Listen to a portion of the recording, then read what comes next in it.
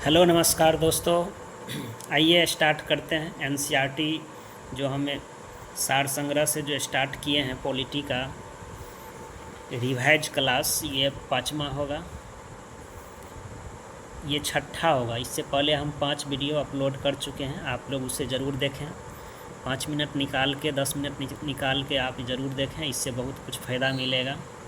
Competition exam में ज़रूर इससे देखने को मिलेगा क्वेश्चन। आइए देखते हैं, आज का टॉपिक है भारतीय संविधान की विशेषता। हमारे संविधान जो 26 नवंबर 1949 को बन के तैयार हुआ, इसमें 2 वर्ष 11 महीना 18 दिन लगा था। इसके क्या विशेषता है, बाबा साहेब अम्बेडकर इसमें क्या सब अपना लिखे हैं, जाइए देखते हैं। संविधान में हमारे राष्ट्र का उल्लेख किस नाम से किया गया? संविधान में हमारे राष्ट्र का उल्लेख किस नाम से किया गया है?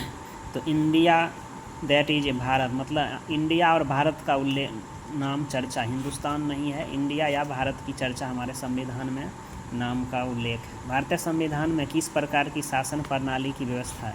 हमारा जो संविधान है कैसा शासन है? तो संसदात्मक शासन व्यवस्था है। संसदीय शासन प्रणाली के अंतर्गत संसदात्मक शासन है।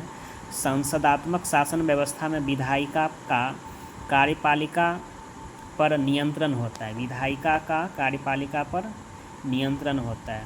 अध्यात्मक शासन में प्रणाली का आधारभूत तत्व क्या होता है? एकल कार्यपालिका। जो अमेरिका में चलता है अध्यात्मक शासन प्रणाली, जिसमें एकल कार्यपालिका होता है। भारत की संघीय शासन प्रणाली एवं ब्रिटेन की संसदीय शासन प्रणाली। भारत की संसदीय शासन और ब्रिटेन की संसदीय प्रणाली में मध्य अंतर क्या मुख्य बिंदु कौन सा है? तो न्यायिक समीक्षा। भारत और ब्रिटेन में जो संसदीय प्रणाली है, इसमें मुख्य बिंदु में अंतर है न्यायिक समीक्षा। आइए, भारत का संविधान परिसंघीय है, यह किससे निर्धारित होती है? परिसंघीय है। केंद्र और राज्य के मध्य शक्तियों के वितरण से यह जो है ना निर्धारित होता है।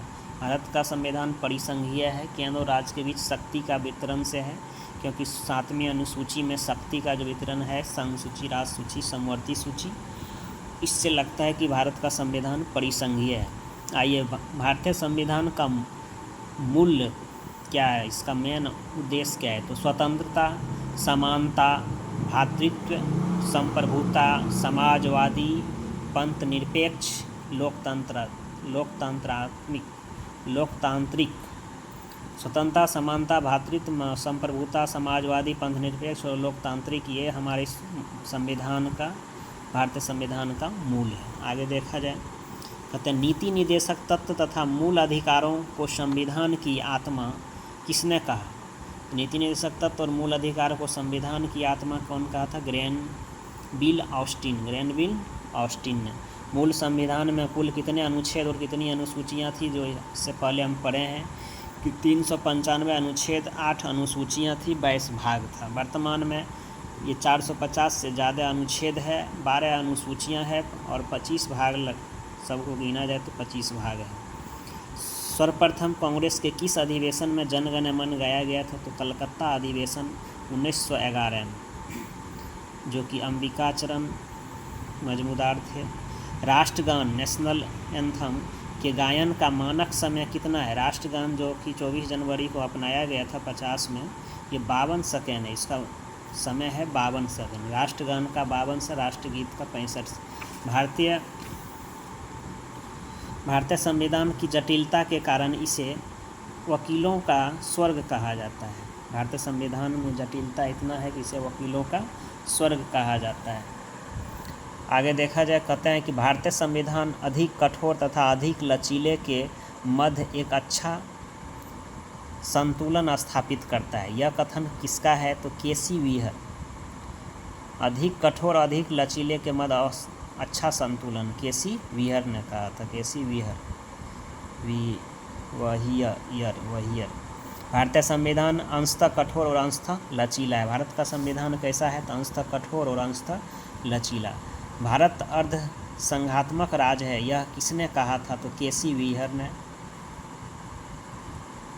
अर्ध संघात्मक राज्य, केसी व्हीयर। भारतीय संविधान के बृहत होने का कारण क्या है? संघ तथा राज्य का एकल संविधान। बृहत होने का कारण है संघ और राज्य का एकल संविधान। अपनी राष्ट्रवादी प्रतिक्रिया में भारतीय संविधान के निर्माताओं ने अल्पसंख्यकों के हित तथा भावनाओं के महत्व को कम करके आंका है। यह कथन किसका है? तो आइवर जेनिंग्स का। इसमें कहा गया कि अल्पसंख्यक के हितों तथा भावनाओं को महत्व को कम करके आंका है, आइवर जेनिंग्स। भारत में राजनीतिक सत्ता का प्रमुख स्रोत क्या है? तो जनता।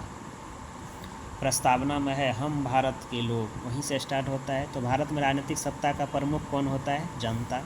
कोई भी संविधान कितना भी अच्छा क्यों ना हो, यदि उसे क्रियान्वित करने वाले बुरे व्यक्ति हैं तो संविधान भी बुरा हो जाएगा। ये कथन बाबा साहेब भीमराव अम्बेडकर ने बोला। संविधान कितना भी अच्छा क्यों ना हो, अगर चलाने वाला बुरा व्यक्ति है तो वह संविधान भी बुरा ही हो जाता है। संविधान को संघात्मक के तंग ढांचे में नहीं ढाला गया है। डॉक्टर भीमराव अम्बेडकर ने बोले थे संविधान को संघात्मकता के तंग ढांचे में नहीं ढाला गया है। भारत की स्वतंत्रता के बाद भारतीय राष्ट्रीय कांग्रेस को एक राजनीतिक दल के रूप में भंग कर दिया जाना चाहिए। ये सुझाव किसने दिए थे? तो महात्मा गांधी ने बोले थे जब भारत की स्वतंत्रता हो जाएगी तब ये राजनीतिक जो है कांग्रेस, राष्ट्रीय पार्टी जो है राष्ट्रीय कांग्रेस को समाप्त कर देना चाहिए। भारतीय संघवाद को सहकारी संघवाद किसने कहा?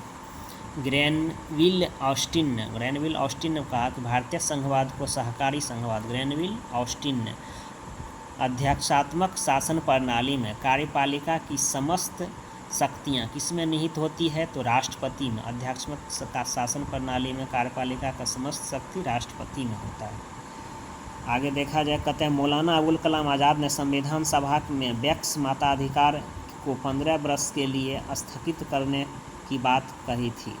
मौलाना अबुल कलाम आज़ाद ने संविधान सभा में वयस्क मताधिकार को 15 वर्ष के लिए स्थगित करने की बात कही थी।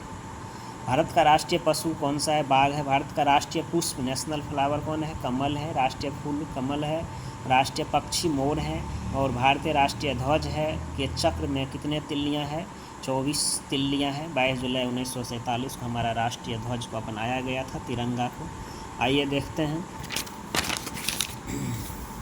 क्वेश्चन है SR बम्बई बनाम भारत संघवाद 1994 में उच्चतम न्यायालय ने कहा कि भारतीय संविधान एक परिसंघात्मक संविधान है। आज का वीडियो यहीं समाप्त करते हैं। अगर अच्छा लगे तो लाइक, शेयर, सब्सक्राइब ज़रूर करें। Thank you.